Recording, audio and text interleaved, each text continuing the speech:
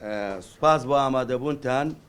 دیارە خۆتان نەزانن ماوەیە کە حکوومەتی هەرێمی کوردستان بڕیارێکی دەرکردووە ئەوێ ئەو دمامگانەی کە هەیە حکومین بدرێ بە کەتی تایبەت.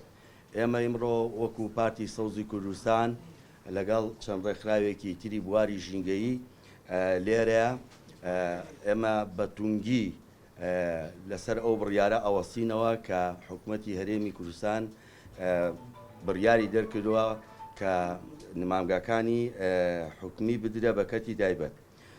وەزارەتی کوشتوکاڵ و سەرچاوەکانی ئاو لە هەرێمی کوردستان ئامادەی و ڕەزامەندی دەربڕیەوە بە کرێدانی نمامگاکان بە کەتی تایبەت لە نووسراوێکی وەزارەتی ناوراو کە ئاراستەی سەرۆکایەتی هەرێمی کوردستان کراوە بە ژمارە 5532 لە بەرواری 8/9/2020. ئەمە ساڵێکە بێ ئەم هەیە.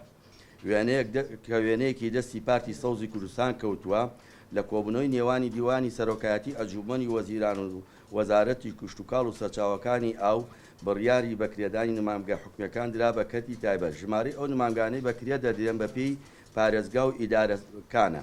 بەم جۆرەیە پارێزگای هەولێر 5 نمامگا و پارێزگای سلێمانی 6 نمامگا، پارێزگای دووەک 4 نمامگا و پارێزگای هەڵەبجە 1 نمامگا، ئیدارەی گەرمیان 1 نمامگا و 1 باخی زەیتون. دیراسە و ڕەژنووسی پرۆژەکە لە 8/9/2020 ئاراستەی سەرۆکایەتی حکوومەتی هەرێمی کوردستان کراوە.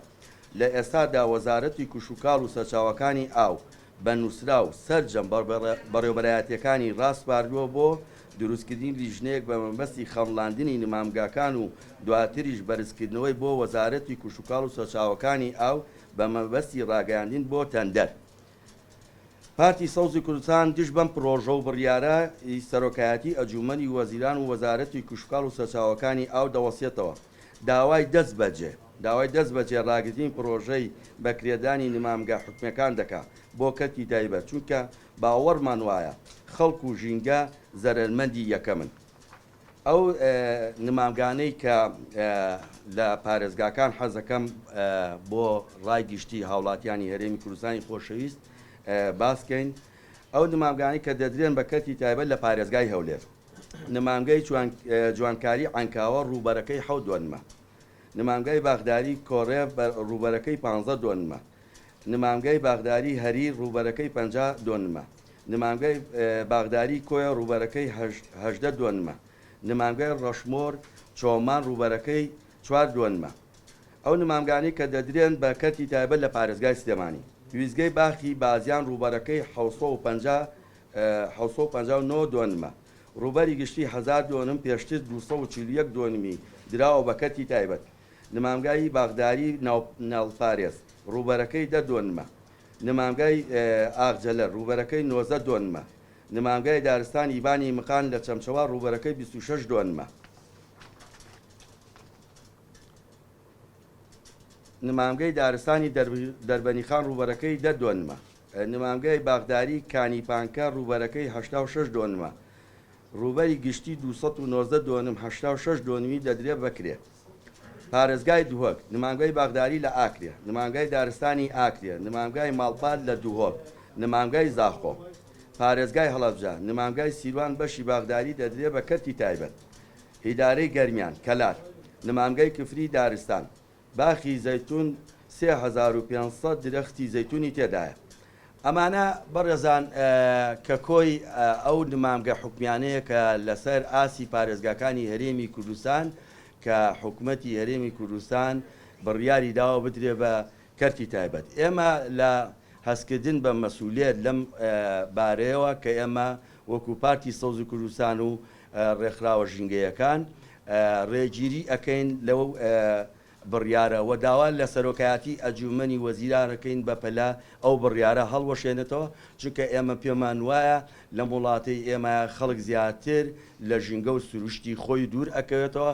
ئەگەر دیقەدەن ئێمە لە نمامگای سەرچنار نمامێک بە 500 دینار بووە، ئاخر سعری ئەچێتە 1000 دینار دارتوویەک، بەڵام ئەگەر لە مەشتەلێکی ئالی بکڕێ یان ئەو کاتە بدرێ بە کەرتی تایبەت، ئەو کاتە لانێ 1 دارتوو 1 نمام ئەچێتە نزیکەی 10,000-12,000. ئەمە بارگرانیەکە لەسەر هاونیشتیمانیانی ئێمە. ئەمە جارێکی تر حکومەت خۆی یێ بەدەستی خۆی ژینگەی ئەم وڵاتە بچووکتر دەکاتەوە ئەوێ ژینگە لەم وڵاتەیە هیچ بایەخێکی نەبێت کە لە ڕابردووە بینیمان لە کابینەکانی ڕابردووە ئێمە وەزارەتی ژینگەمان هەبوو کە کرا بە دەستەی ژینگە لە ئەمان کاتیشا ئەمەی ئێستا ئەم بڕیارە هاوشێوەی ئەو بڕیارەیە کە جارێکی تر ژینگە سنووردار ئەکرێت کە هاوڵاتی ئێمە دوور بخاتەوە لە پاراستین ژینگە و سروشتی هەرێمی کوردستان.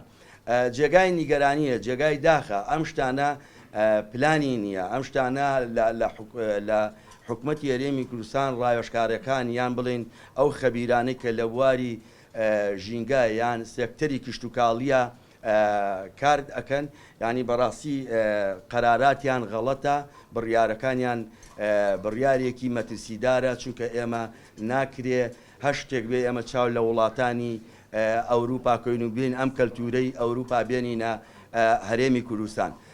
ئەگەر ئێمە باسی وڵاتێکی وەکو سویدکەین، وڵاتێکی سوید زۆر تەبیعیە باخ و باغداری ئەوانە لە وڵاتەوە بدرێ بە کەرتی تایبەت، لەبەر ئەوەی ئەو وڵاتە خۆی کێشەی ژینگەی نییە ئێستا، بەڵام لە وڵاتی ئێمە گەورەترین کێشەی ژینگەییمانەیە، گەورەترین کێشەی پاراستنی سروشتمانەیە. خۆتانەدان بە ڕۆژانە هێرشیک و ناڕەوا ئەکرێتە سەر سروشت و ژینگەی هەرێمی کوردستان. ئەم بڕیارەش بڕیارێکە ینی بەداخەوە جێگای نیگەرانی هەموو لایەکمانە، بۆیە ئێمە داوا ئەکەین زۆر هەرچی زووە حکوومەتی هەرێمی کوردستان بەو بڕیارەیە بچێتەوە، ئێنا ئێمە کاری مەدەنیانەی تر و ڕێکاری تر ئەگرینە بەر. ئێمڕۆ هەر دوایان کۆنگرە ڕۆژنامەنووسی ئێمە زۆر جار لە کۆنگرا ڕۆژنامەنووسەکان باسی ئەومان کردووە، ئێمە چەکی دەستی ئێمە لەم قۆناغەیە دادگاکانە یاسایە. ئێمە هەر ئیمڕۆ لە داواکاری گشتی سلێمانی سکاڵا لەسەر حکومەت تۆمارەکەین. ئێمە لەوە نیگەرانین ئەوەی کە هەبووە لە ڕابردووە زۆر بە باشی ڕۆیوە بەڕێەوە کاکە، ئەو مەشتەلانە زۆر بە باشیشیان کردووە. بەس مەشتەلی سەرچنار ملیۆنێک و 700,000 داری بەرهەمێناوە لە ساڵەکە، لە ملیۆنێک و 700,000 داری بەرهەمێناوە. ئێستا تۆ ئەی بەکەرتی تایبەت، دواتر خۆمار مەسەلە مەشتەلەکە نییە کادرێ بەکەرتی تایبەت. ئێمە پێمان وایە لەوانێ چەند ساڵێکی تر عەرزەکەش بفرۆشرێ، عەرزەکەش ئەو کاتە ببێ بە بینای سەکەن و شوقە و ئەوانە. مەسەلەکە لەوایە مەترسیەکەمان حکومەتێ بڵێ من نەتوانم مەشتەلێک ئای بۆ دابین کەم یان مەسەلەن کرێکاری بۆ دابین کەم، ئەی چۆن بۆ ملیۆنەها هاوڵاتی لەم وڵاتە ئاو دابینەکە کە ێزا خۆتان نەزانین چی قەیرانێکە و چی کێشەیەگەیە لەسەر مەسلەی کەم ئاوی لەم وڵاتەیە. کاکە ئەوەی حکومەتی کە ئەمە هەنگاوی مەترسیدارە، ئەم هەنگاوانە ئەبێ حکومەت ئەبێ چالاکانی مەدەنی، ڕێکخراوەکانی کۆمەلگای مەدەنی، ئەو کەسانەی کە دڵسۆزی ئەم نیشتمانە ئەبێ ڕێگیر بێ لەبەر ئەم بڕیارانەی حکومەت ینی وەکو ئەوە وایە ینی هاتووە بە ئارەزوی خۆی قەرار دەرەکات لەم وڵاتەیە، چونکە ئێمە دوا بە دوای ئێمە بیستمانە کەرتی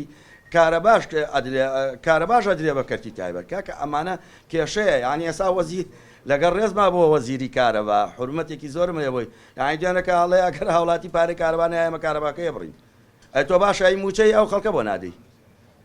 خۆتۆ ئێستا دەیان مۆزەفەیە لە وڵاتەیە سەدان مۆزەفەیە لە وڵاتە نزیکەی 20 میلیۆن دیناری لای حکومەتێ، ئێ بۆ مۆزەفەکە داوا ناکاتەوە کە پارەکەی بدەیت، ئەی تۆ بۆ داوای پارەی کارەباکەی. ئەنی ئەمانە کێشەن لە وڵاتی ئێمە، ئەمانە ئەبێ حکومەت ئێمە ڕێگیری بکەین. هەندێک بڕیار هەیە کە دەرئەچێت نابێ ئەم بڕیارانە جێبەجێکرێ، بە تایبەتی ئەم بڕیارەی کە نمامگاکان ئەدرێ بە کەرتی کشتتوکاڵی، ئەمە خەتەریەتێکی گەورەی دروست کردووە لەسەر پاراستنی ژینگە، چونکە ئێمە لەوەتی هێن داواکەین ئەڵێن هاوڵاتیانمان با ژینگە بپارێزێ، بەڵام حکومەت خۆی داواکاڵە بە هاوڵاتیان ژینگە نەپارێزێ، ژینگە پارێز نەبێت لەم وڵاتەیە. ئەمەیە کێشەکەی ئێمە.